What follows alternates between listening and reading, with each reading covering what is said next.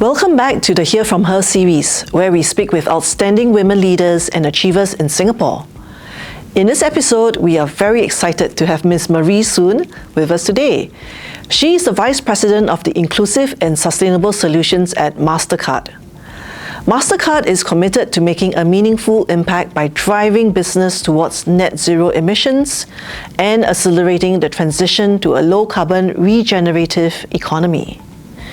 Today, she will share with us in detail on Mastercard's ESG goals, sustainability initiatives, and solutions.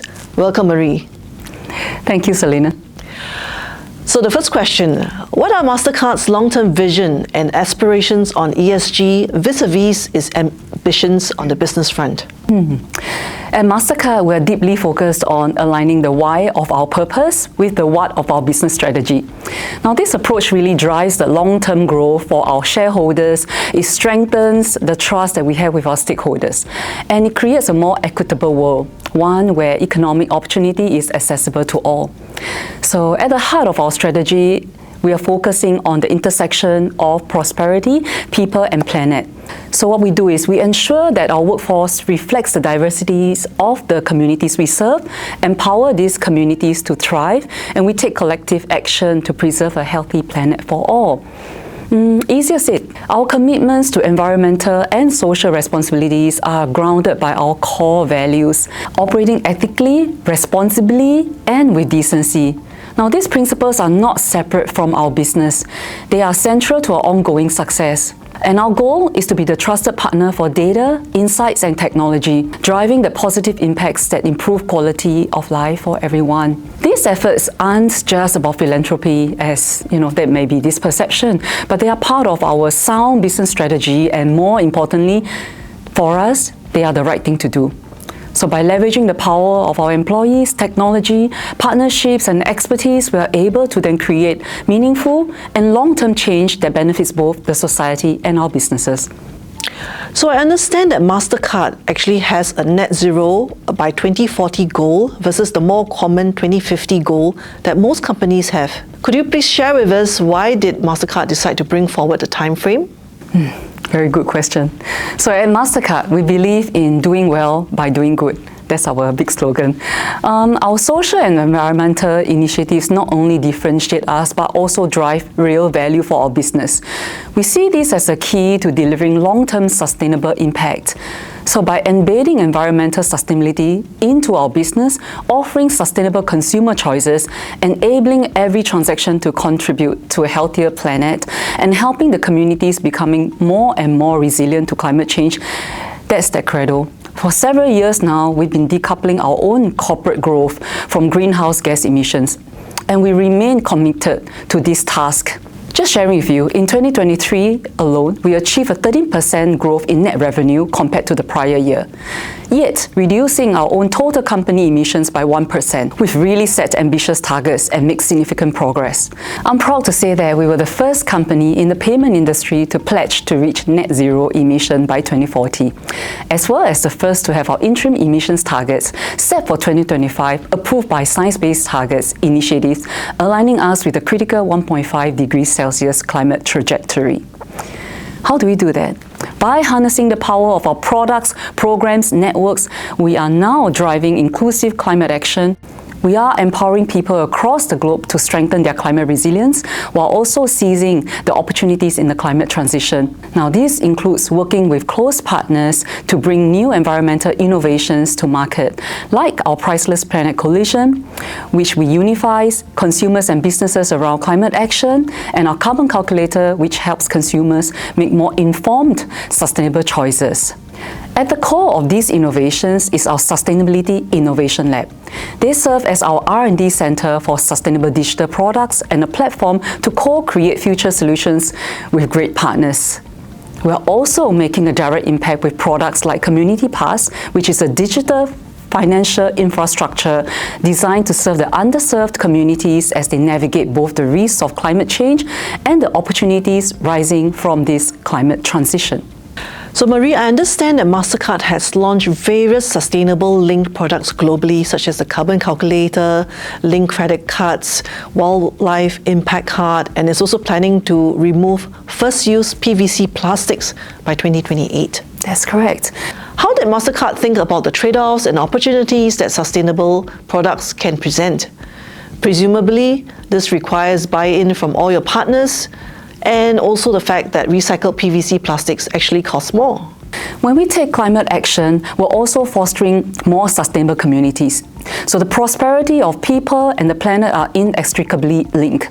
To drive a low-carbon, regenerative economy, immediate as well as progressive action is needed from all sectors, whether it be public sector, private sector, communities, businesses, or individuals. We pursue projects that address the most material environmental issues for both businesses and stakeholders. Now, this includes reducing emissions, bringing people into the digital economy, particularly in developing countries, and advancing sustainable consumption. We prioritize these initiatives based on the potential for the highest positive impact and the lowest negative impact on the planet, people, and profit, which also ensure that they are feasible, scalable, and innovative. I noticed that you are working on your Scope 3 GHG emissions reduction. Could you please explain to us how is the company managing the Scope 3? Given that Scope 3 typically is more challenging because it's outside of direct control and you need your suppliers to change. Very well said, Selena. Climate action must be a collective effort, and we continuously seek ways to be a force for good across our network. By addressing the supply chain emissions, we can then inspire positive action among our suppliers and act as a catalyst for significant environmental change. Very open to share that 78% of our emissions come from our own supply chain, making the reduction of these Scope 3 emissions a critical component of our everyday corporate and environmental strategy. As a large global company, we have responsibility to support our suppliers in their emissions reductions journey. We began by assessing and assisting them with CDP, which is Climate Disclosure Project, Climate Change Questionnaire. That helps them determine the actionable steps, and we provide ongoing training as well as resources, and we also encourage them to take a step further by promoting science-based targets amongst our suppliers. We've really seen a notable increase in adoption of this project or approach. Overall, in 2023, we successfully reduced our total Scope 1, 2, and 3 emissions by 41% from our 2016 baseline. Wow. At Mastercard, all employee bonuses are linked to ESG goals since 2022, not just for senior leadership. Are these tied to individual targets or are they tied to the firm's targets? And what kind of changes have you seen after this announcement? Well said. Actually, our employees are instrumental in building this inclusive and sustainable digital economy. Their contributions are essential to fostering a digital landscape that benefits everyone. We recognize that many small actions can lead to significant impacts, and achieving net zero by 2040 will require efforts from every individual in our company. So, in 2022, we introduced our ESG modifier, which ties employee bonuses like myself and everyone to a collective performance against ESG goals. This initiative makes ESG a priority for everyone and the business. With the introduction of the ESG modifier, we've been developing resources for employees, including mandatory ESG training and a series of ESG in Action guide to help contribute to our ESG objectives. So to further support the implementation of these goals, we were also among the first companies across various industries to instate an ESG controller. Additionally, we created an ESG steerco made up of senior leaders from each business functions.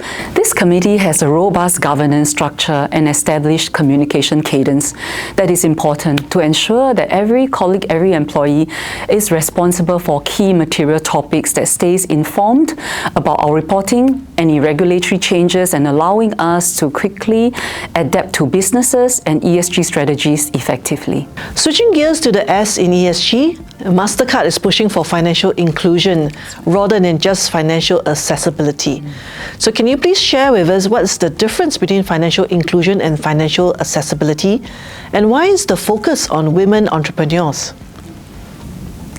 So our mission is to ensure that everyone can fully participate in the financial system and benefit from its opportunities. If we look at today's world, digital transactions, online services are increasingly essential for engaging in the modern economy, whether it's making or receiving payments. So for many underserved consumers, this often represents their first step into the formal financial services. So here we're not talking just about access, it's about enabling full participation. By offering commercially viable and economically sustainable solutions, we empower those without access to the traditional financial products to transact digitally. Now, this not only opens doors to financial services, but also empowers the individuals to improve their economic well-being. And through our philanthropic efforts, we are building partnerships because we cannot do this alone. And we are expanding programs to support the unbanked and the underbanked, ensuring that everyone has the opportunity to thrive in the digital economy. For example, in 2020, we doubled our commitment to financial inclusion as a pathway to broader-based prosperity, specifically aiming to provide solutions for 25 million women entrepreneurs, helping them grow their businesses. We know connecting women entrepreneurs to capital benefits the entire global community. So I'm very proud to say we surpassed this goal in 2022, 3 years ahead of schedule. Now this demonstrates our continued commitment to harnessing technology, philanthropy, and network of partners to design impactful solutions and programs for women entrepreneurs. As part of our broader financial inclusion targets, we also aim to bring 1 billion people and 50 million micro SMEs into the digital economy by 2025. That's a lot to do, and it takes efforts from you and I, Selena. Certainly, it sounds like very ambitious targets that you have. So I would look forward to hearing from you again as to whether by 2025 you will have set even more ambitious targets to come. And thank you. That was Marie from Mastercard.